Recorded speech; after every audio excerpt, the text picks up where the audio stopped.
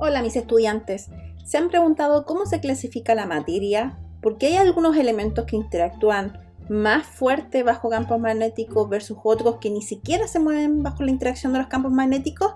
Te lo enseñaremos acá.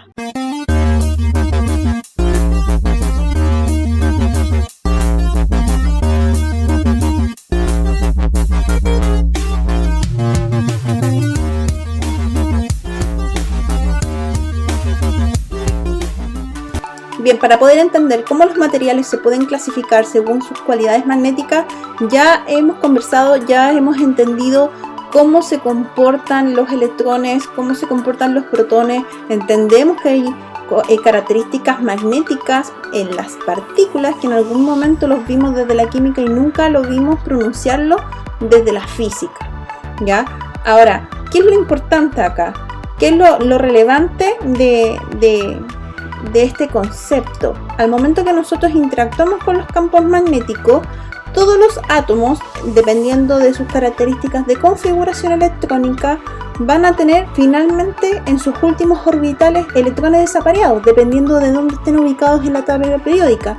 Hay electrones que tienen más electrones desapareados, otros que tienen menos, algunos que ceden estos electrones, otros que tienden a captar electrones, con el objetivo siempre de mantener el estado de mínima energía, mantenerse estables. Ahora, ¿qué es lo importante de este fenómeno? Que los electrones tienen el efecto magnético y se comportan como imanes.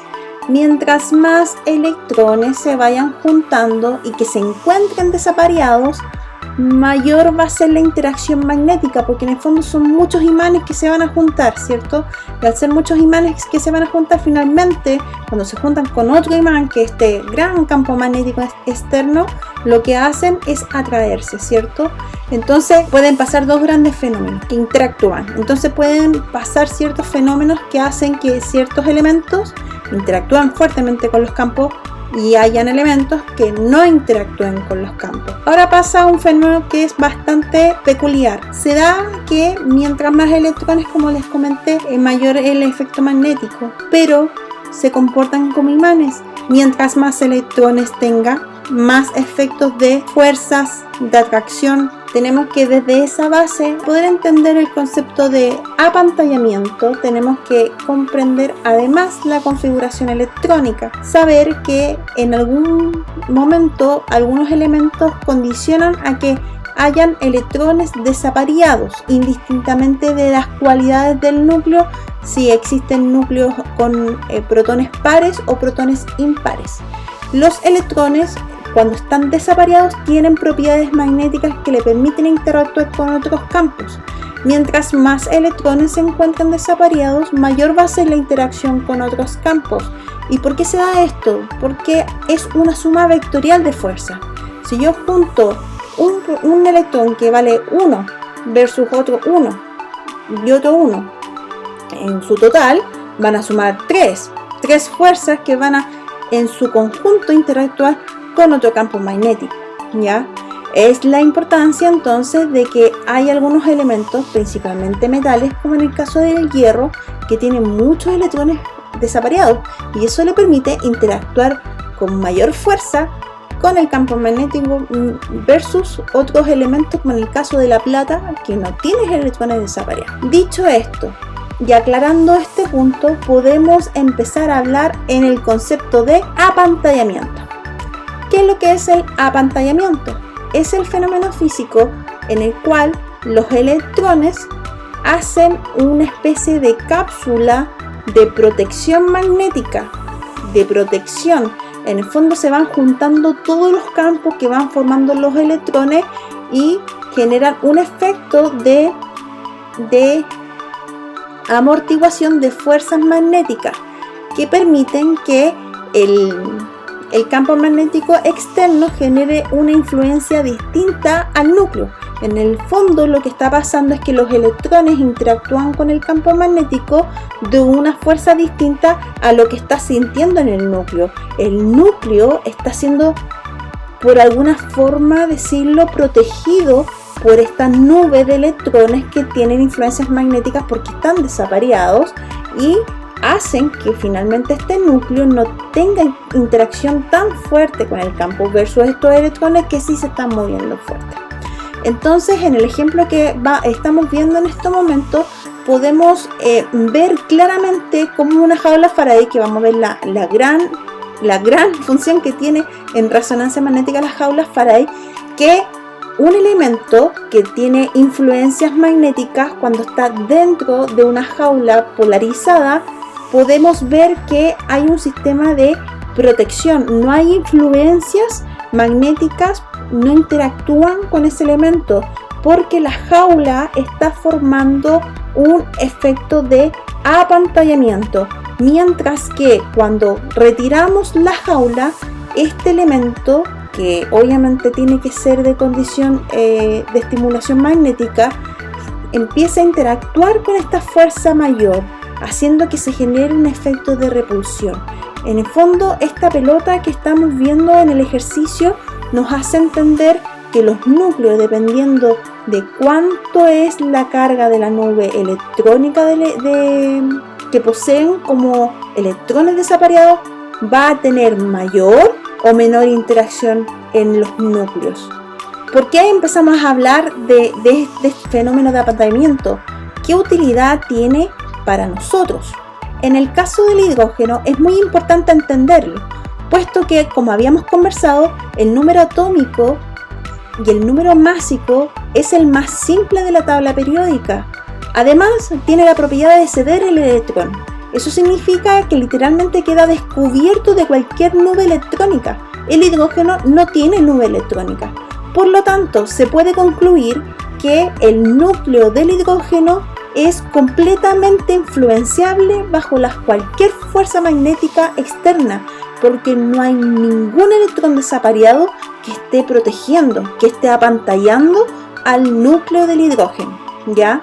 Dada esa característica que es propia y que nos permite ocupar este gran elemento y tan simple en resonancia magnética, que ahora podemos entender cómo este elemento y otros elementos que vamos a ver en nuestras imágenes de resonancia magnética tienen un grado de susceptibilidad, un grado de permeabilidad magnética. Ahora, dependiendo de las características magnéticas de la materia, podemos cuantizarlas dependiendo de qué tan fuerte o qué tan débil es la fuerza de interacción que tienen bajo las influencias de los campos magnéticos externos. Ahora, dependiendo de la intensidad, de la permeabilidad, de la susceptibilidad de los materiales que van a tener bajo la influencia de los campos magnéticos, podemos hablar de la cuantificación que existe entre este momento magnético y un valor cuantizable dependiendo de las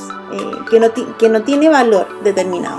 Cuando la susceptibilidad magnética es mayor a 1, estamos hablando que el campo en el interior, inducido en el interior del material, es mayor, ya que las líneas del campo son más concentradas que existiría en el vacío.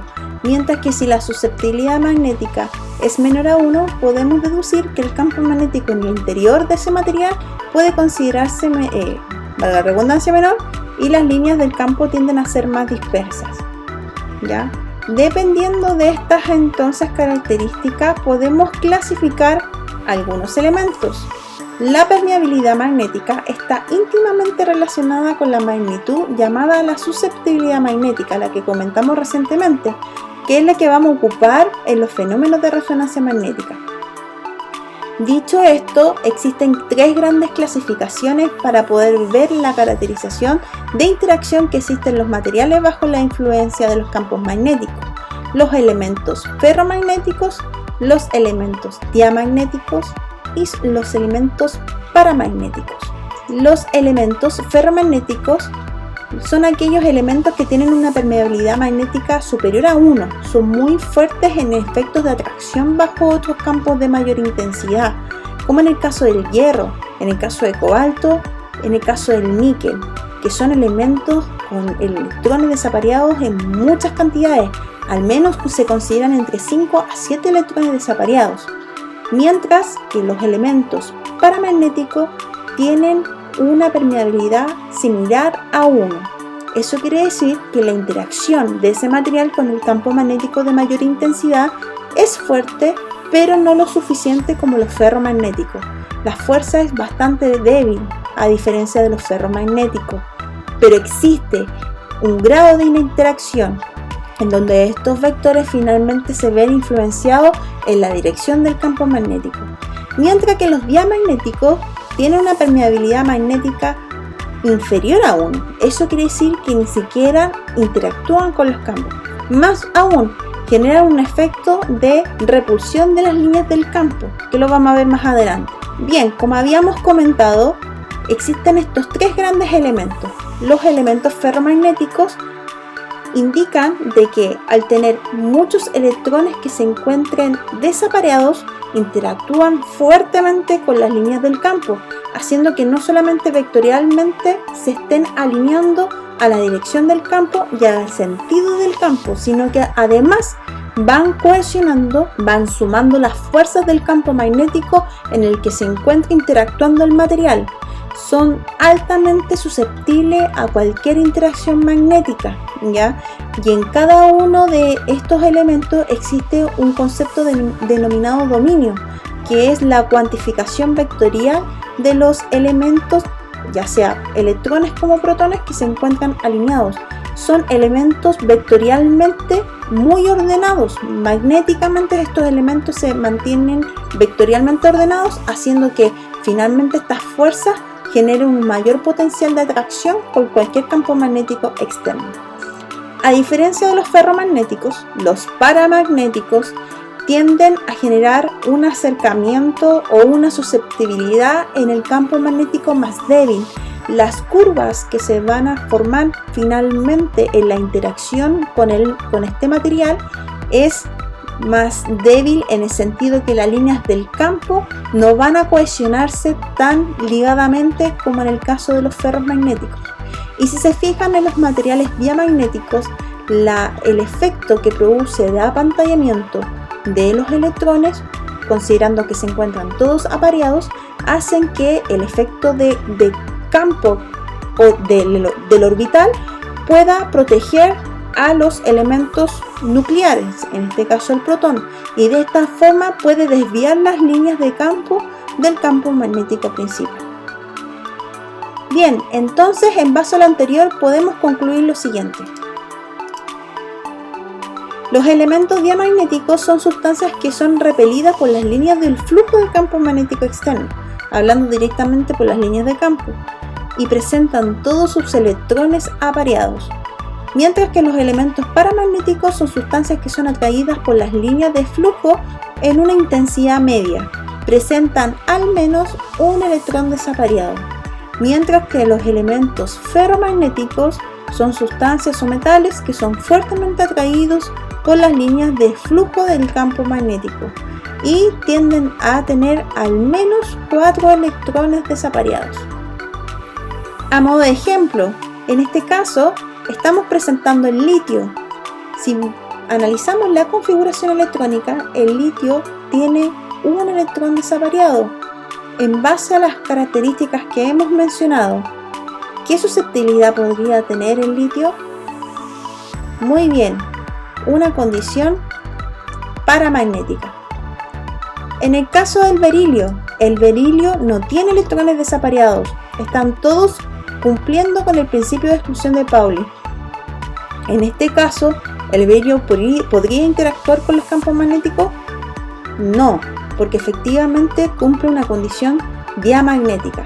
Bien, ahora la tabla periódica se clasifica en virtud de las características atómicas en los estados de la materia, entre otras características químicas, pero además existe una tabla en donde cuantifica las propiedades magnéticas de estos materiales.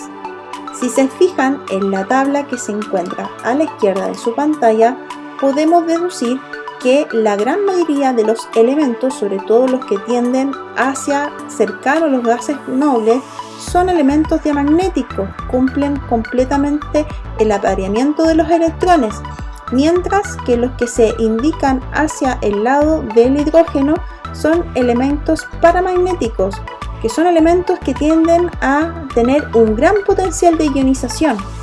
Y al medio, con elementos medios y en elementos altos en núcleos atómicos, podemos encontrar a los elementos ferromagnéticos. Y si se fijan, de toda la tabla periódica hay solamente 4 elementos que son de importancia para nosotros: el fierro, el cobalto, el níquel y el gadolinio. Gadolinio que nos suena para nosotros en resonancia magnética por los medios de contraste. Y el fierro, el cobalto y el níquel nos van a hacer mucho sentido cuando estemos hablando en seguridad en resonancia, puesto que estos materiales en condición nativa y en aleación a otros metales pueden generar repercusiones nocivas en el cuerpo humano. Espero que haya sido entendible esta clase. Si tienes mayores dudas, consulta la bibliografía de referencia y tus dudas las podemos resolver en la actividad sincrónica. Que estén muy bien. Nos vemos.